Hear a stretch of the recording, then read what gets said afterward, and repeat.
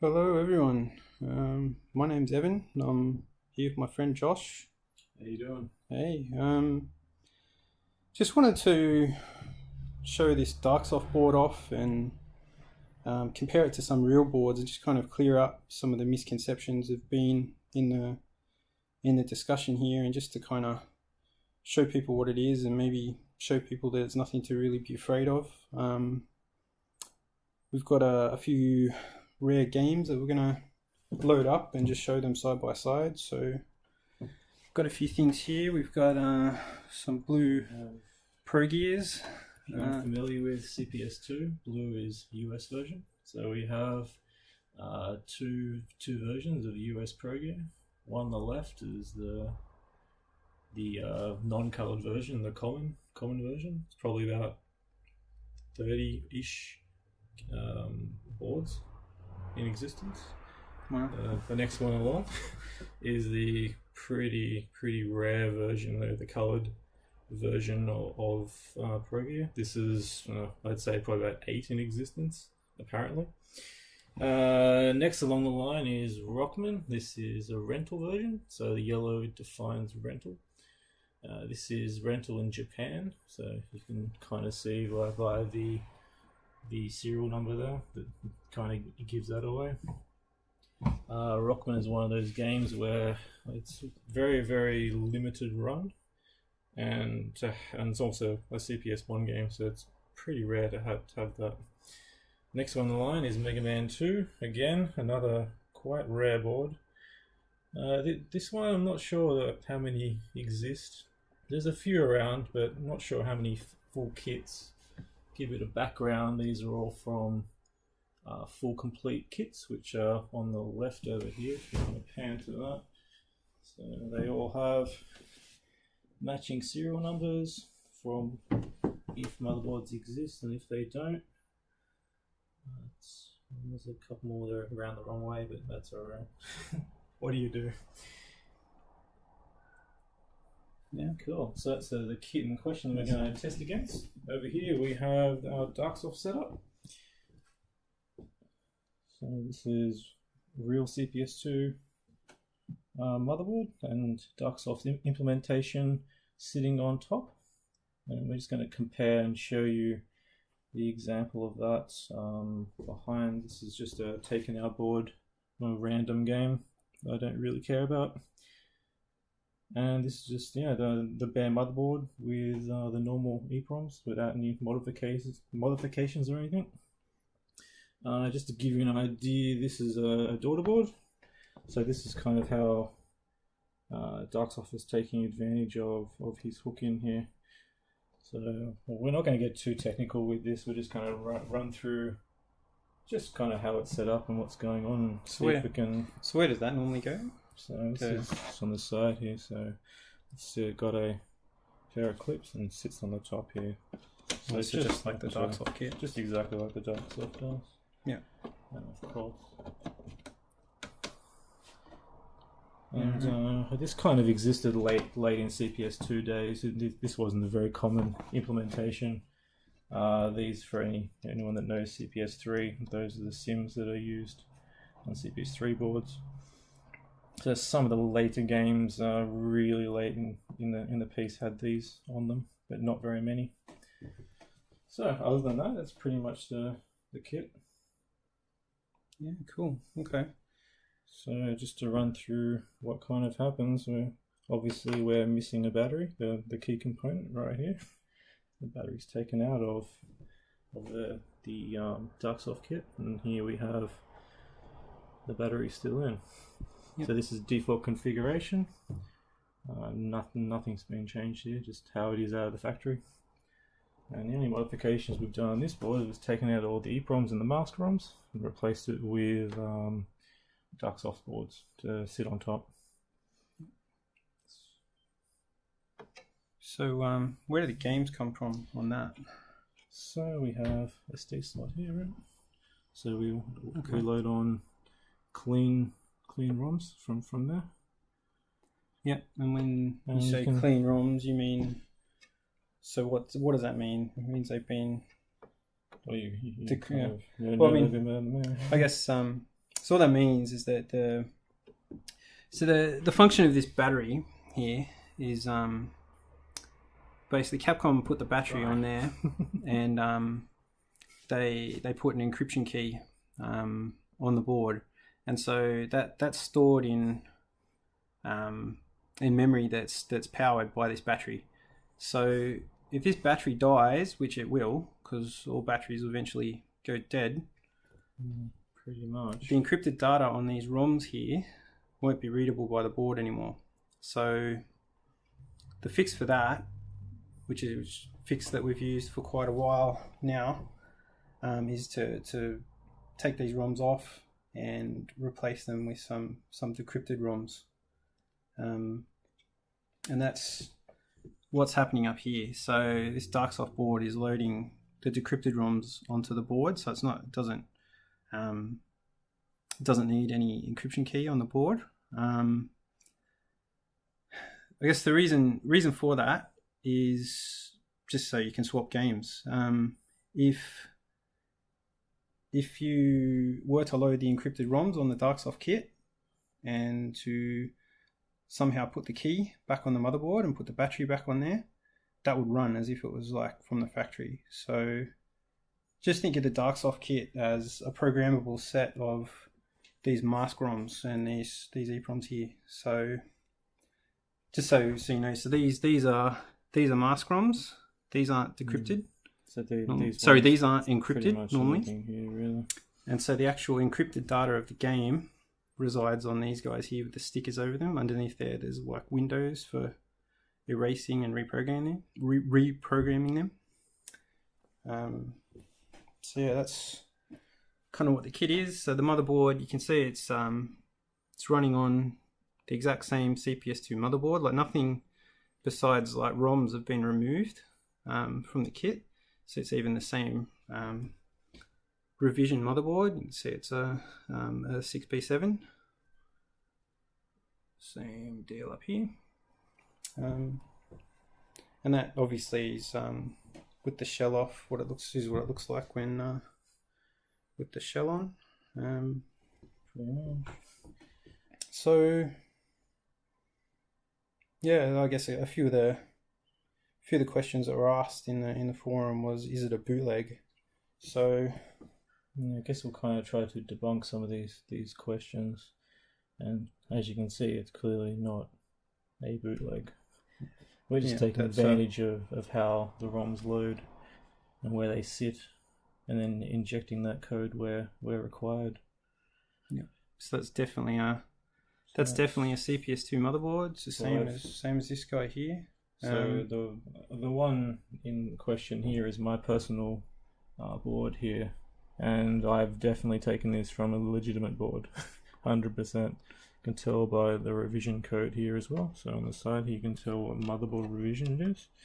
So I've taken the latest version, which is 7, and this one is the same as well, just to kind of highlight the fact that nothing's really been changed here. Nothing on the motherboard's been altered. Yep.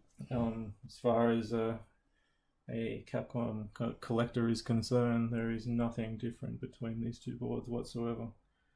Yep. So definitely not a bootleg. Okay, and is it emulation? Well, define emulation, right? Emulation's running in software, and this is clearly not software. Yeah. The only bit of software that's happening is we're changing the game and we're injecting the real code onto the board. It's completely hardware, right? Yep. Okay, so do the decrypted ROMs run the same as the encrypted ROMs in terms of gameplay? Well, we're going to prove that hopefully side by side, right? Yeah. But that is exactly how it works. There is no difference between the two. Yep. One's just been decrypted and one is still encrypted. That's pretty much it.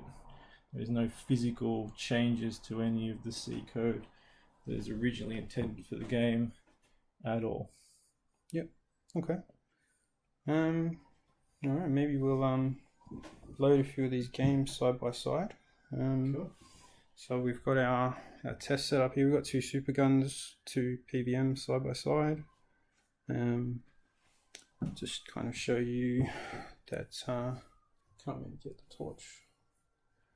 You can see, like, so this super gun's wired up to my Darksoft kit here, the jammer harness. This guy over here is wired up to an original Street Fighter Anniversary Collection at the moment. So we're going to boot those up side by side and kind of just show. I guess we're not going to really have much time to do too many gameplay tests, but we'll just kind of show that basically it's the same. Looks like the same game. If you want to get into testing, you can read some of the stuff that Chris Gleed wrote. He did some pretty thorough testing to make sure that the games ran the same, and well, a particular game ran the same and didn't find any differences. And you'll see in the thread he's actually voted yes on the submission. So maybe we'll just boot these up at the same time and we'll just kind of show that they're pretty much the same. Well, they are the same game. So you can see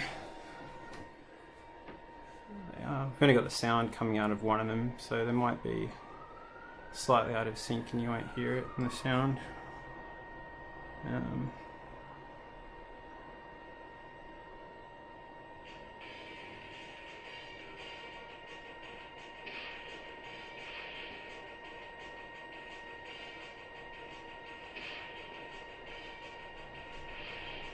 No, it looks pretty much the same to me.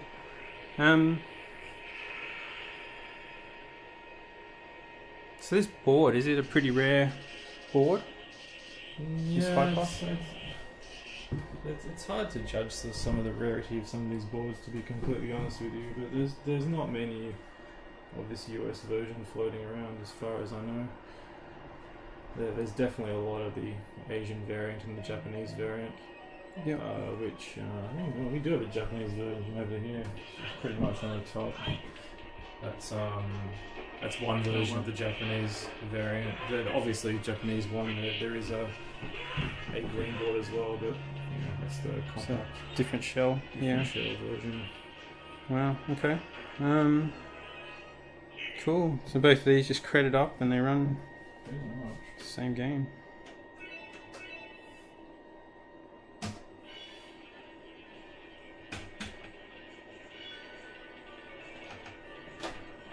So this is a game that the Twin Galaxies don't even have a track for, so I guess that might speak a little bit to how rare that board is, or how hard it is to find in the wild. It's interesting. Alright, maybe I'll show changing a game on the Darksoft kit while you swap to another board. So what you do with the Darksoft kit, right? It's got this little LCD screen that's attached. I don't know if you can see that because it's pretty overexposed, but yeah, you can see there. But there's little buttons here where you can cycle through the games that are on the compact flash. So what are you going to load? Progear? Let's get Progear. Progear. So I'm going to load up USA Progear and compare that.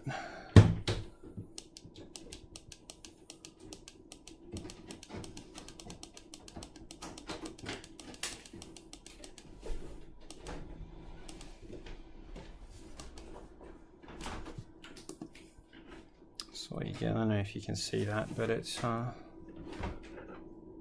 it'll sit there saying flash writing.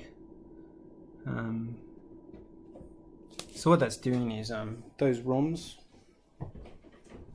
So these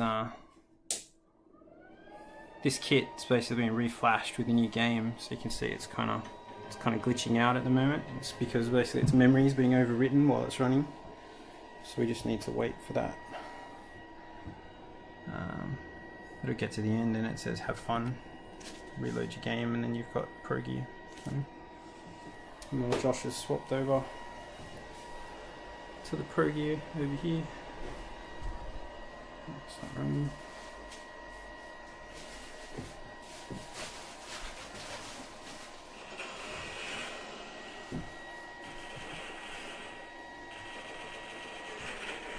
takes probably 2 minutes or so for these to load normally.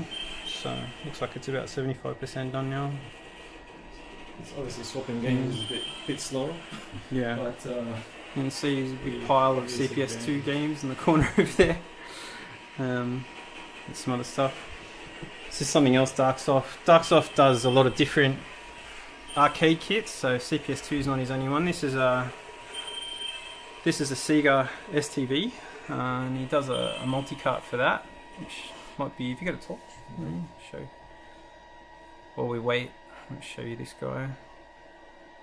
You can see that's it's kind of like an EverDrive for an STV, so that you play like your Radiant Silver Guns and Golden Axe the Jewel, and that kind of stuff on a STV board. It looks like we're finished over here, so we'll power these both down. So Josh will power these two Progears up at the same time.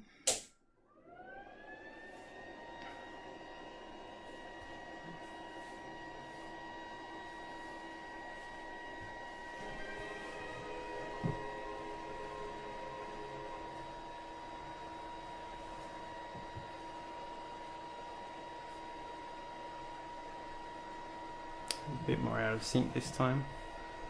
A bit slow on the trigger. Clearly not coordinated. No.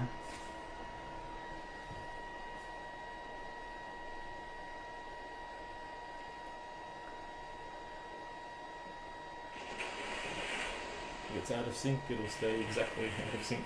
Yeah.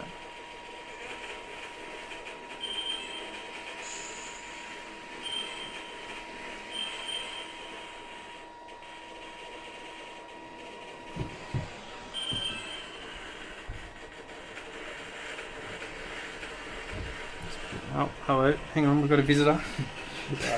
Random cat. Yeah. It's this guy here. This is the real one. Here's the Darksoft board. So again, you can see they both credit up and they.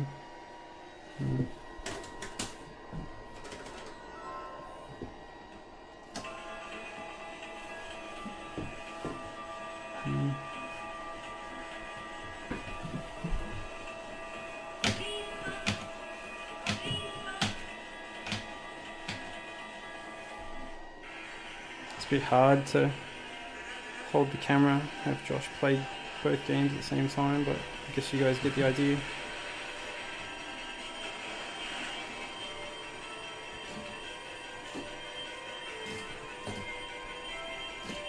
It's another game that, I think there were like 30 US copies of Progear ever, around that, and another game that Twin Galaxies don't have a track for, so another thing that would be a bit more obtainable, I guess, if the Darksoft boards were allowed. Yeah, like Progears for the Japanese version, there is plenty of for a green board, plenty of them floating around. But the problem is they're still very pricey. Like for a gamer, they used to be around. I don't know what they are now, but they used to be about probably $350 US going rate, $350 to $400 depending on condition, just for the bare board only. Yeah, well, what's a US board go for? So I haven't seen a bare US board go for a while, but the last complete kit I saw went for about $2.5 grand US. Jeez. So okay. They are pretty pricey. To give you an idea, this Darksoft kit will probably run you about $400. So, only that you get like Progear, but like the whole rest of the CPS2 library as well. Pretty much. And yeah, the convenience is clearly a plus. Yeah. For a gamer anyway. Yep. Well, I mean, I guess like if you're like into fighting game scene and you're taking boards to tournaments, stuff like that, you'd probably be better to have one of these than to want to take like an Alpha 2 plus a Super Turbo and a Vampire Savior, you know, like transporting all these expensive boards around when you could just take one of these, right? Yeah, unfortunately when I was running tournaments, probably about, I don't know, it's going on almost 10 years now, we didn't have the luxury of having a Darksoft board, but it would have been very, very useful. Yeah, I imagine. Considering the tournament scene back then was, you know, probably a good 6 games out of the CPS2 library. Cutting around 6 of these boards with motherboards is not fun for anyone. Yeah. And also the liability of when they die. So back then the only option was to Phoenix them. And being a, you know, a bit of a collector as well, I don't really like messing with Phoenix ROMs. To be honest, I like to keep the purity of the board. So yeah, it was an evil necessary back in the day to keep tournaments going, but now we have a very, very good option for tournament organisers to run tournaments just purely off one board. Yeah. Cool. So should we swap games? Maybe play. Let's do it. What we got here? Rockman, Japanese. Sure. So once again, you're going to be bored with a game loading, but can't do much about that.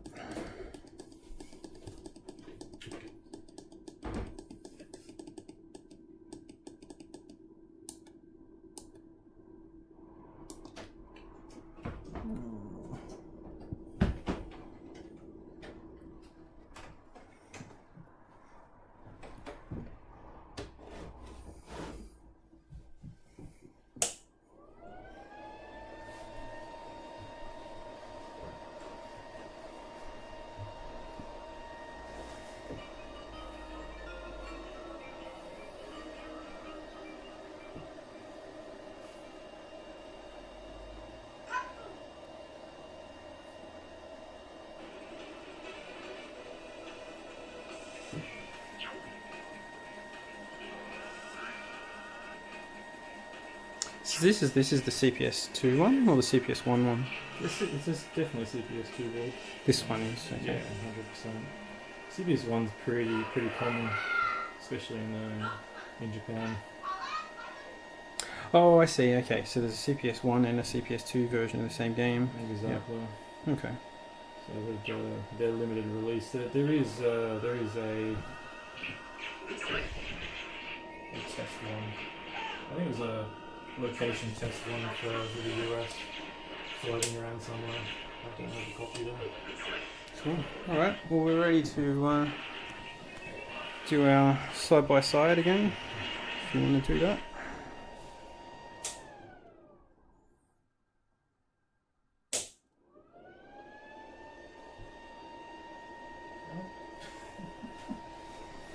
Same version? I think so, yeah. That's lucky because you get different revisions. So when you buy one of these guys, you kind of don't know what version you're going to get. Sometimes there's multiple revisions.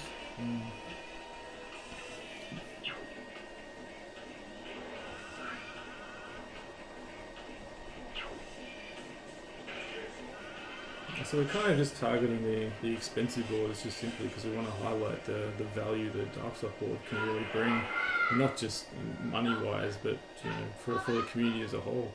If you want competition and healthy competition on the ladder for boards, and encouraging this kind of, I guess, solution is a pretty good idea. Yeah. Just gives gamers more accessibility to legitimate accessibility. Yep. To all kinds of different games.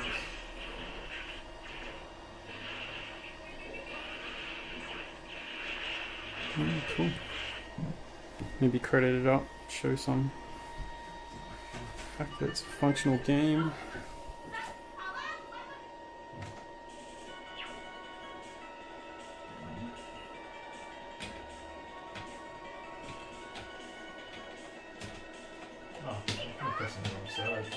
Press the wrong button.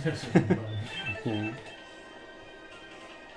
I mean, we can't really do like accurate gameplay side by side because we're not really geared up to do that right now. But Well, we did have it synced up earlier just to prove a point. And went to dinner and came back and pretty much exactly how it was. There's no CPU cycle gain or anything like that. There's no bleed or it seems to be exactly the same gameplay regardless of if it's encrypted or decrypted. Yep. Which was kind of, I guess, a couple of people's points on the forum. Yep.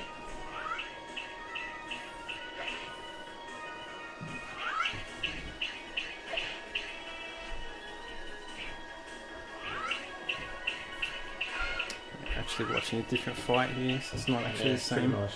So it must be random the way that the attract screen works. Pretty random. Oh, I think I pressed the wrong button, to be honest. Oh right, sorry, the game's playing, isn't it? Yeah. Alright.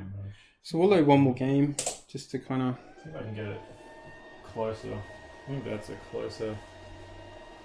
Yeah, it's a pretty close transition. It's hard to tell without the music playing together. Yeah, sorry.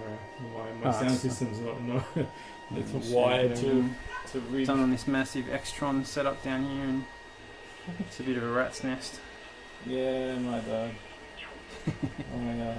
The games room is it's functional at the moment, but it's a work in progress.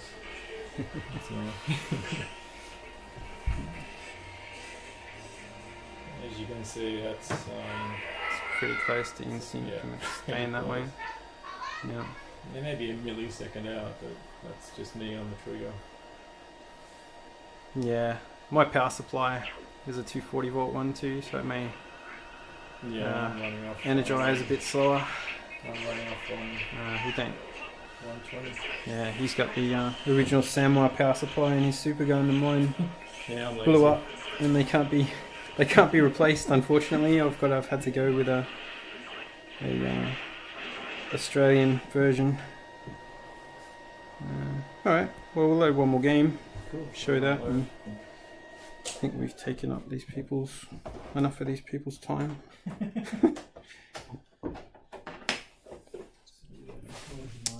So what have we got? Megaman. Hope I've got Megaman loaded on this. Megaman 2 US.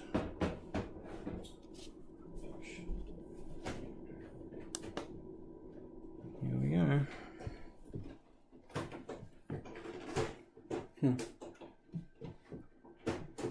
This is loading. We should show the Darksoft CPS3 as well, since we got nothing else to show. Don't mind my randomness over here.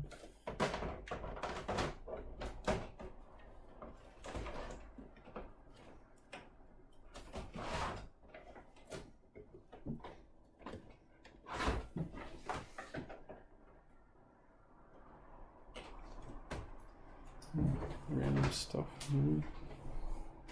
Think he's got enough CRTs? No. No such thing. It's not a thing. Got some somewhere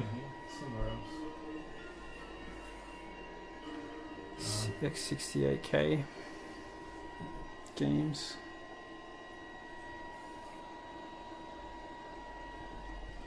Yeah, we're almost done here.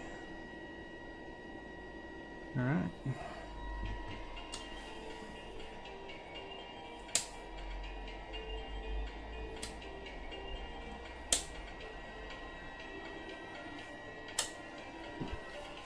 Alright, let's get some Mega Man going.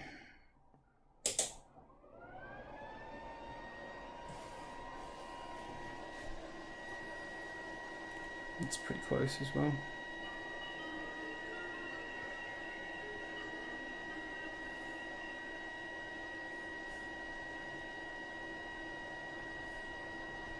Winners don't use drugs. Indeed.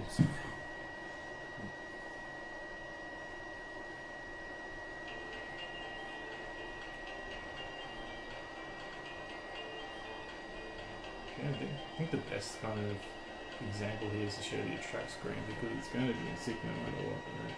Yeah, I Start mean, gameplay, you kind of got to do, dual button inputs and all kinds of stuff. Yeah, I mean, you're still never going to have two boards that are like cycle perfect over really long amounts of time. There's too many variables with voltage and just physical equipment. But I mean, ST runs slower on different stages depending on what stage you're on. It has different. Some stages are like really slow compared to others. So I know with arcade hardware, like slowdowns are a feature, right? Yeah, pretty much. Well, if you're playing a shmup, yeah, 100% a feature. Yeah. That's very prominent at least in the Capcom world and CPS1. Depending on what motherboard revision you have, yeah, definitely slowdown's a thing. Oh yeah, we'll have to. Final fight. When we do our final fight run, we'll show what slowdown means. Welcome to the pain. Yeah. Yeah, okay. Well, I don't know how more synced you could possibly be. Yeah. Yeah, well, I mean, I hope making this video is kind of showing people that this thing's not really, it's not some tool that someone's going to use for cheating. It's just like, it's another way to play good games, and you just want to be able to play games and submit scores. It's not really anything to be afraid of, and you kind of see what it is. It's it's kind of just like your EverDrives, right? It's not really. It's kind of the new wave of preserving arcade kit. Right? This stuff is slowly dying in multiple ways, like encryption keys and all kinds of stuff. So we need ways to preserve. Yeah. So, all right. Well, I hope this has been helpful to explain what the Darksoft stuff is, and thanks for watching. Cool. Catch you guys. See ya.